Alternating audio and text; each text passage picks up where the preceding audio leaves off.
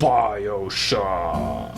Welcome to Nateflix, the pop culture show where I think about the stuff that you definitely probably didn't. So I finally played the first Bioshock game and I loved it.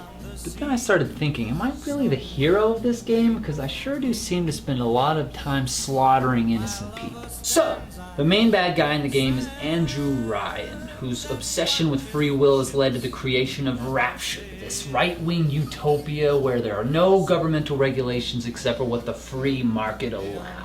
Ryan believes in the power of the individual, and that with complete freedom, the worthy will rise to the top while the riffraff of society will be swept away. But when a power-hungry criminal named Frank Fontaine exploits this by infecting Rapture with an unregulated, dangerous substance called Adam, Ryan is pushed into manipulating his Adam-addicted citizens with mind control pheromones to keep from being overwhelmed by Fontaine's power play. Ironically, he's become the fascist enemy of free will that goes against everything that Rapture stands for. So you'd think as the hero of this story, you would destroy this corrupt regime and free all of Ryan's slaves. Happy ending. But while you do eventually kill Ryan and Fontaine, and you can save the little sisters if you want to, you actually spend most of your time in that game slaughtering the riffraff. Granted, they do try to kill you, and they are definitely crazy, but don't you think it's a bit ironic that you probably personally kill more undesirables than Ryan or Fontaine? Are Splicers really just mindless monsters? Or just desperate drug addicts? They're intelligent, they can work in groups, and they can communicate pretty eloquently. The first Splicer in Bioshock that I ever killed was screaming, "Leave me alone, you're only making this harder for us both."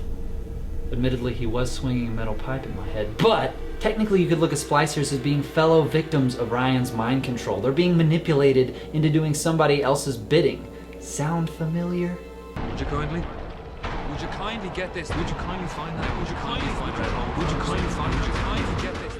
Bioshock is basically a game in which you slaughter hundreds of drug addicts to get to the bad guy. It's like if McNulty from The Wire had just blasted his way through all those cute drug dealer kids from season 4 to get to Marlowe. But in a game as politically sharp as Bioshock, I think that's intentional.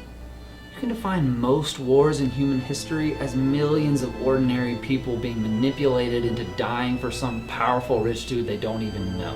Those in power always surround themselves with the bodies of innocents, so that the only way to get justice is through more tragic bloodshed.